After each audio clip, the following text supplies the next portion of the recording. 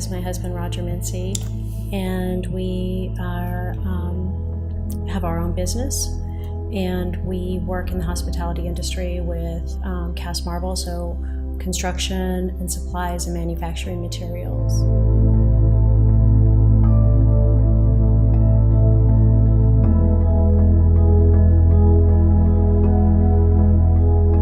Now that's it. We're down to, we've got the two Great Pyrenees. We had Samson and Delilah, and then we lost Samson, and that's when we went and got Yona.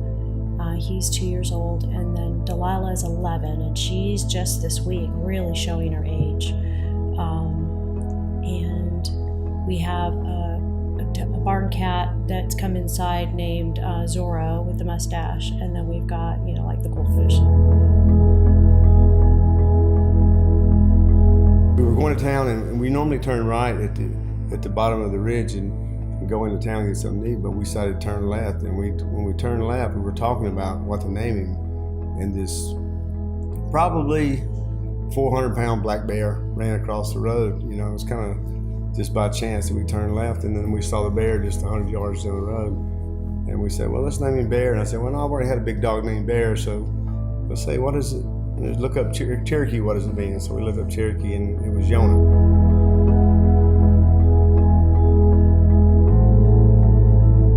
Yona's very true to his breed. He's a perfect example of the temperament and the personality of a Great Pyrenees, and a sweet soul.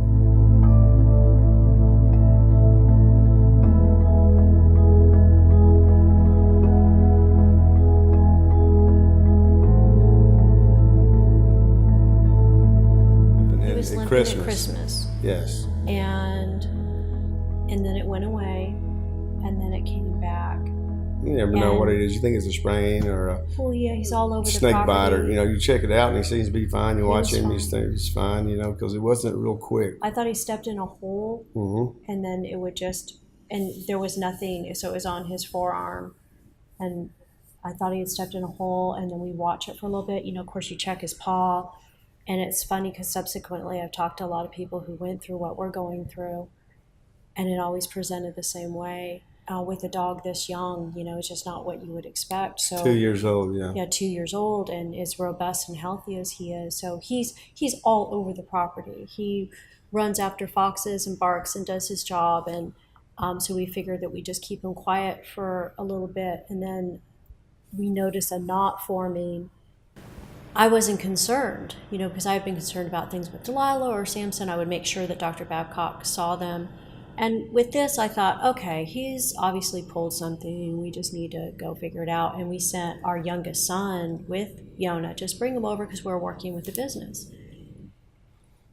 And when he came home, he said, and it was a different vet that I had never seen that saw Yona. And then he said that she had said the word cancer.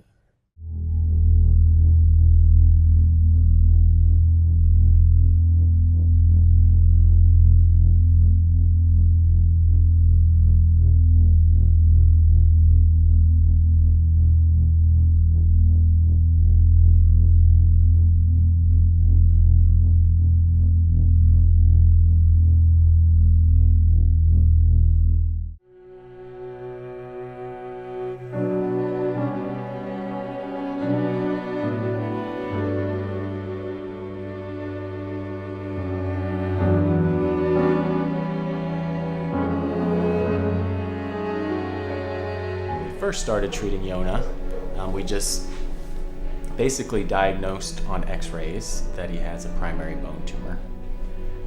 And really with that evidence, we got a sample as well and confirmed that it unfortunately was an osteosarcoma. And then we ended up transferring to the surgery service. And what they actually did was his amputation.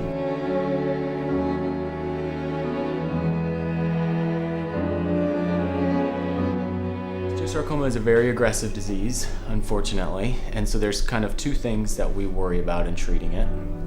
And one is that it is a tumor of bone, and from what we know about people that get a similar tumor, it's very painful and it's very uncomfortable, and it grows and progresses at that site and basically will affect his quality of life if we don't remove the tumor. And the tumor's been completely removed, and so that's not a concern for Yona anymore, which is great. The unfortunate other concern with this tumor is that it has a very high propensity to metastasize, so to spread elsewhere in the body.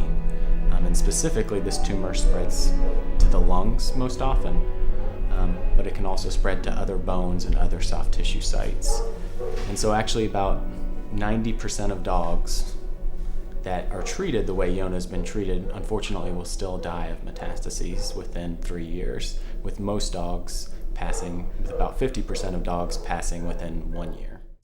But we don't have any treatments that can cure or prevent them from ever developing, unfortunately.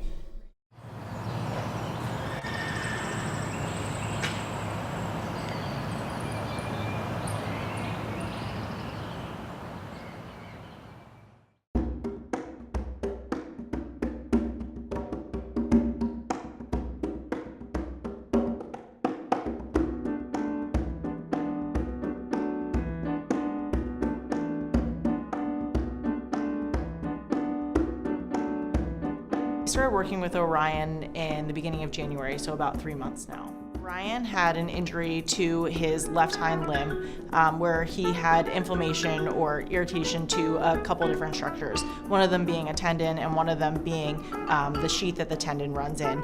Overall, he had what we call tenosynovitis, and some of the structures that were affected additionally included superficial digital flexor tendon and his plantar annular ligament. All of these injuries, it's not uncommon for them to occur together, one of these injuries being primary and the other secondary, because these structures are very closely related. Together, these injuries caused a lameness in which he was not able to perform as well.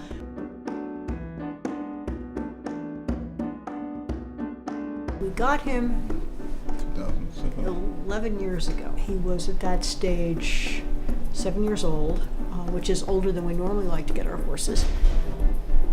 But I was needing a horse to take me into competition, preferably that year.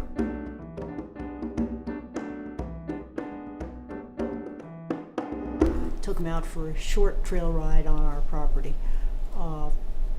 Came back in, and the next day the lady who does body work on our horses was working on him and saying, there's something wrong with his left rear.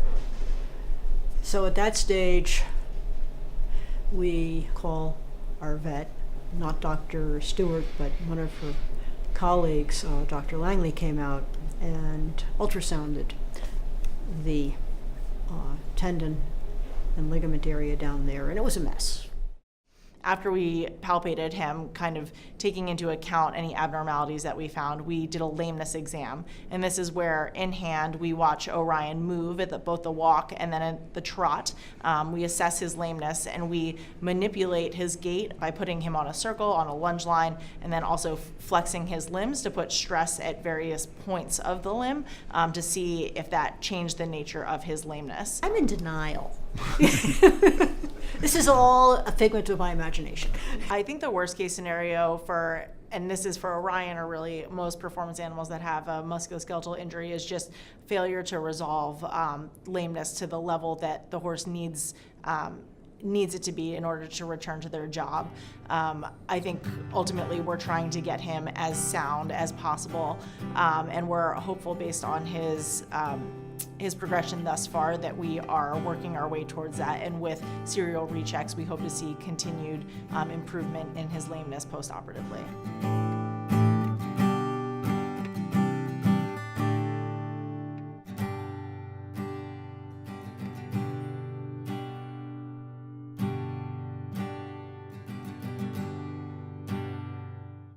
My name is Cindy Rice. I am the Hospital Communications Director.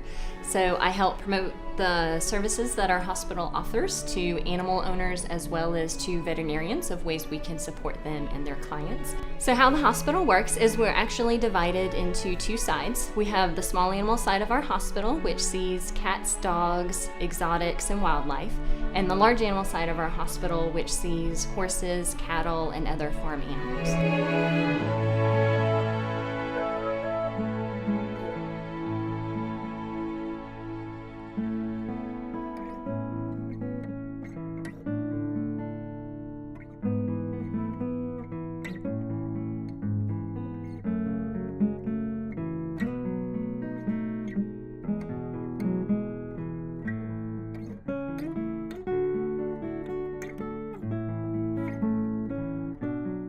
So some of the things that set our hospital apart for some of the others across the nation are our diagnostic imaging tools.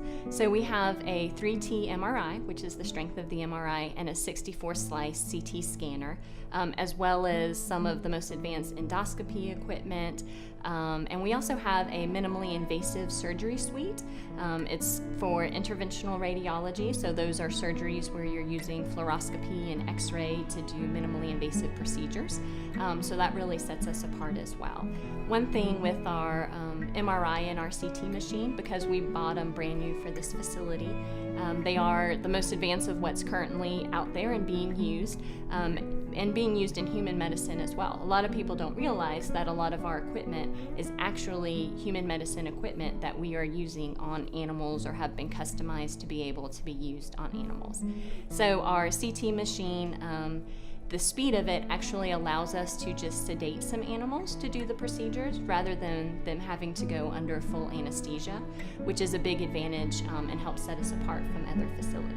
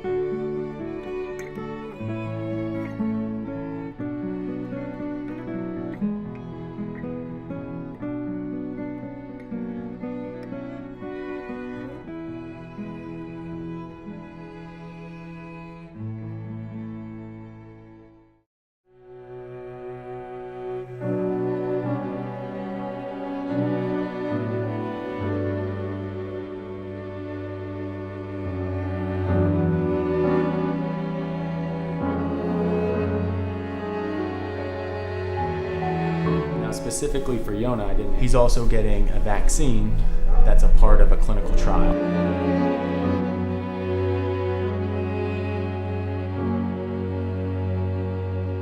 So it's a double-blind, placebo-controlled study. So we actually don't know if Yona is actually getting the vaccine or if he's getting a placebo. So someone else randomizes him and just pulls it up the vaccine and brings it to us, and so we have no idea if there's a placebo, if there's actually a vaccine in there. And so we actually won't find out for several years.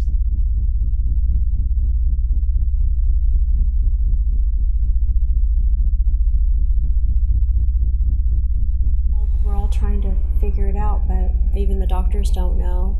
Dr. Lee There's no doesn't history, know. there's no study history on this stuff, so I mean, we don't know. Hopefully it's going to help him, you know? if he's getting It's tough because he's doing so well, and yet, you know, Dr. Lee went over all the drawbacks and the severity of the disease. It is a terminal disease, and it doesn't have a great cure rate, and you've got these microscopic cancer cells coursing through his veins even when they remove that leg, so it can come back. We see a lot of osteosarcoma, and unfortunately it's a disease that we don't win the battle with, at least long term a lot of the time. We do give owners and pets some good quality time, but when the tumor comes back, unfortunately there's not that much we can do.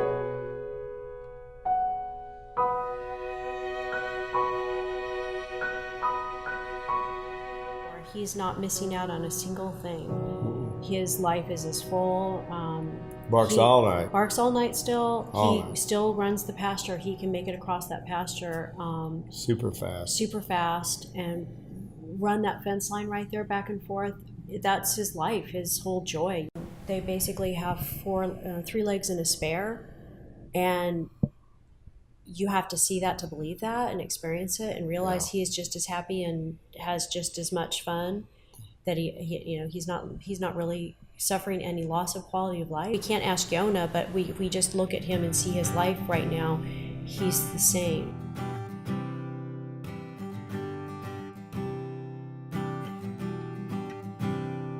It does take a lot of visits. I mean, Yona's probably had now with his treatment 8 office visits, and they live an hour and a half to 2 hours away.